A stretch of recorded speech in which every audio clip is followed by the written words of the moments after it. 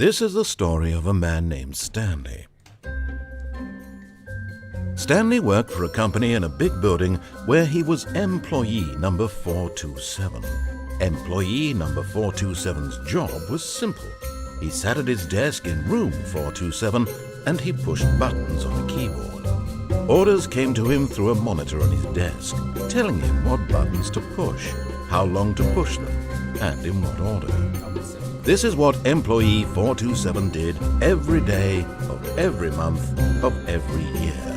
And although others might have considered it soul-rending, Stanley relished every moment that the orders came in, as though he had been made exactly for this job. And Stanley was happy. Oh my goodness. And then one day, something very peculiar happened. Something that would forever change Stanley. Something he would never quite forget. That's crazy. He had been at his desk for nearly an hour when he realized that not one single order had arrived on the monitor for him to follow. No one had showed up to give him instructions, call a meeting, or even say hi. Simulation. Never in all his years at the company had this happened, this complete isolation. Something was very clearly wrong. Shocked, frozen solid, Stanley found himself unable to move for the longest time. But as he came to his wits and regained his senses, he got up from his desk and stepped out of his office. Does he never come out? Does he just stay here and not go home? I hate Mondays.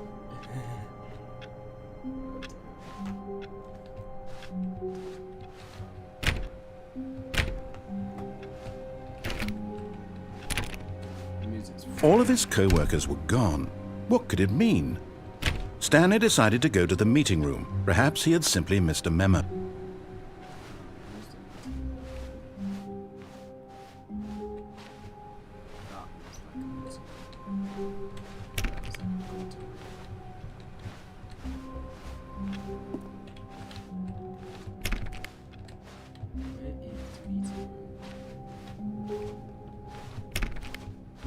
When Stanley came to a set of 2 open doors, he entered the door on his left. Oh my goodness.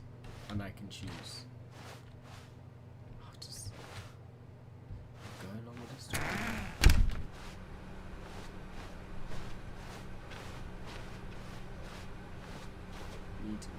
Yet there was not a single person here either.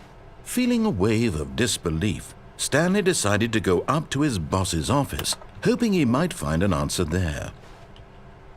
Ball up inside. Dude, keep pass. This is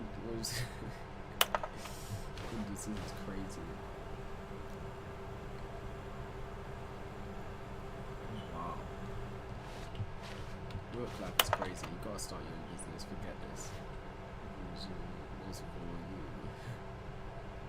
Times free to play. Ooh. What was I saying that then? Oh, I'm gonna post it. Involve this lecture. Forget it. That's just stupid.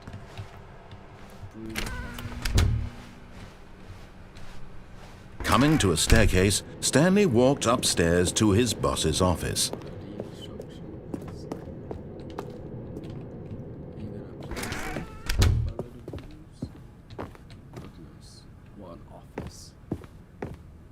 Stepping into his manager's office, Stanley was once again stunned to discover not an indication of any human life. Shocked, unraveled, Stanley wondered in disbelief who orchestrated this. What dark secret was being held from him? What he could not have known was that the keypad behind the boss's desk guarded the terrible truth that his boss had been keeping from him. And so the boss had assigned it an extra secret PIN number, 2845. But of course, Stanley couldn't possibly have known this. Yet incredibly, by simply pushing random buttons on the keypad, Stanley happened to input the correct code by sheer luck. Amazing. He stepped into the newly opened passageway.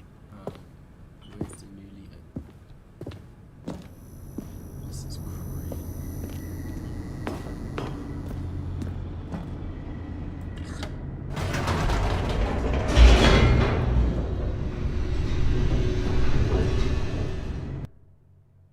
This is a weird game.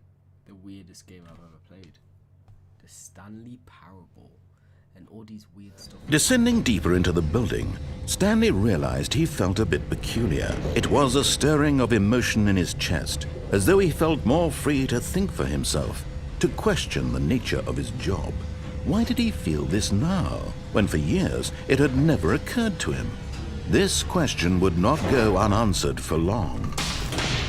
Starting to step out of the box. Stanley walked straight ahead through the large door that read Mind Control Facility.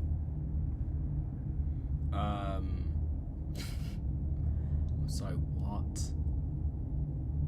Bye! Although this passageway had the word escape written on it, the truth was that at the end of this hall, Stanley would meet his violent death. Excuse me. The narrator's full of it. The narrator's full of it. The door behind him was not shut. Stanley still had every opportunity to turn around and get back on track. At this point, Stanley was making a conscious, concerted effort to walk forward and willingly confront his death.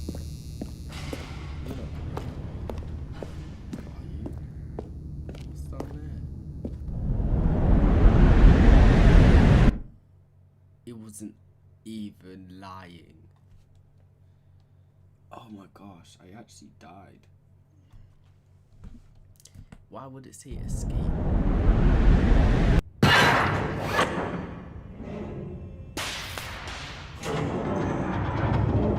As the machine whirred into motion and Stanley was inched closer and closer to his demise, he reflected that his life had been of no consequence whatsoever. Stanley can't see the bigger picture. He doesn't know the real story, trapped forever in his narrow vision of what this world is. Perhaps his death was of no great loss, like plucking the eyeballs from a blind man. And so he resigned and willingly accepted this violent end to his brief and shallow life. Farewell, Stanley.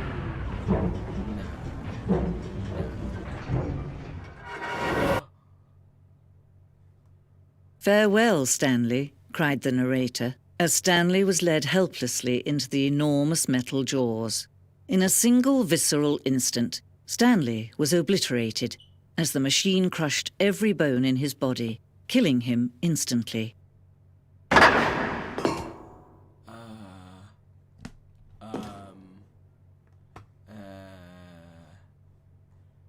What?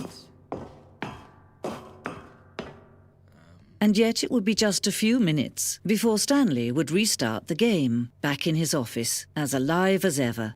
What exactly did the narrator think he was going to accomplish? When every path you can walk has been created for you long in advance, death becomes meaningless, making life the same. Do you see now? Do you see that Stanley was already dead from the moment he hit start? Yeah.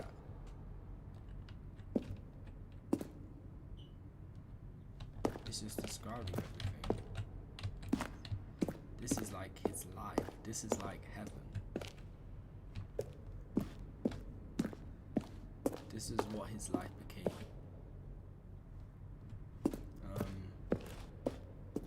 Where do I go? What do I do?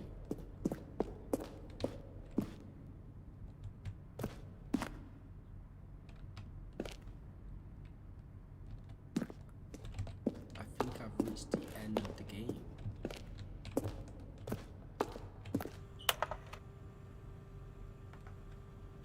Okay, this game's freaking me out, I'm sorry.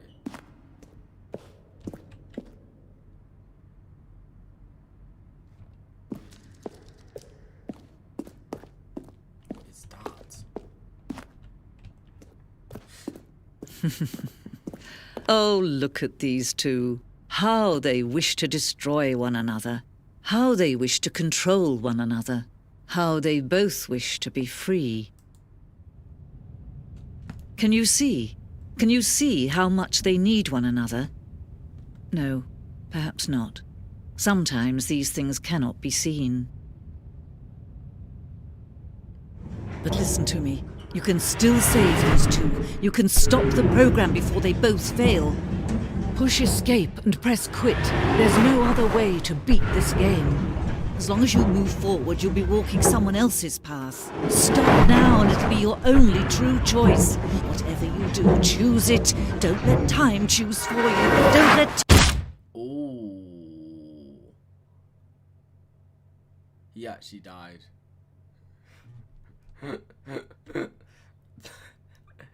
There's no way this game just ended like that.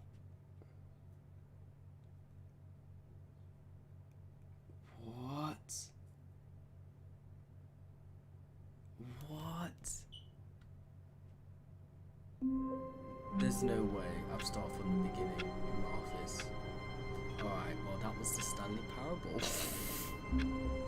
Hope you guys enjoyed.